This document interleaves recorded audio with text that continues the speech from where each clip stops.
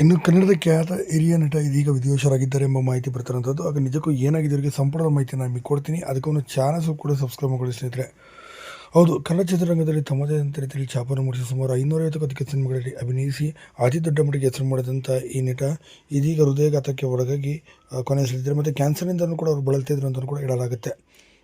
ಹಾಗಾದ್ರೆ ಯಾರು ಈ ನಟ ಅಂತ ನೋಡ್ತಾ ಬಂದರೆ ಇವರು ಬೇರೆ ಯಾರಲ್ಲ, ಮಂದೀಪ್ ರಾಯ್ ಅವರು.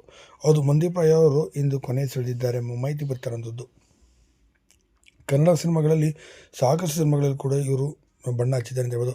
ಅದರಲ್ಲಿ ಆಟೋ ರಾಮಣ್ಣ ಇರ್ಬೋದು, ಹಗಲು ಕನಸು, ಖುಷಿ, ಹೀಗೆ ಒಳ್ಳೊಳ್ಳೆ ಸಿನಿಮಾಗಳನ್ನು ಕೂಡ ಮಾಡಿದ್ರು. ಹನಿ ಹನಿ ಇಂಥ ಒಳ್ಳೊಳ್ಳೆ ಸಿನಿಮಾಗಳನ್ನು ಕೊಟ್ಟರು.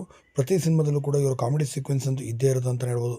ಇಂಥ ಅದ್ಭುತವಾದ ಕಲಾವಿದ ತೀವ್ರ ಹೃದಯಘಾತವಾಗಿ ಸದ್ಯ ಕ್ಯಾನ್ಸರ್ನಿಂದ ಬಳಲ್ತಿದ್ರು ಅಂತ ಹೇಳಲಾಗುತ್ತೆ. ಇತ್ತೀಚಿನ ದಿನಗಳಲ್ಲಿ ಆರ್ಥಿಕವಾಗಿ ಕೂಡ ಸಮಸ್ಯೆ ಉಂಟಾಗಿ ಸಾಕಷ್ಟು ಜನರಿಗೆ ಕೂಡ ಸಹಾಯಕ್ಕೂ ಕೂಡ ಮನವಿ ಮಾಡಿದರು. ಅವರ ಆರೋಗ್ಯ ನೋಡಿಕೊಳ್ಳಲು ಕೂಡ ಹಣವಿಲ್ಲದೆ ಪರದಾಡ್ತಿದ್ರು ಅಂತ ಹೇಳಲಾಗುತ್ತೆ. ಇಂಥ ಅತಿ ದೊಡ್ಡ ಹಿರಿಯ ಕಲಾವಿದ ಇದೀಗ ವಿಧಿವಶರಾಗಿದ್ದಾರೆ. ಇವರ ಆತ್ಮಕ್ಕೆ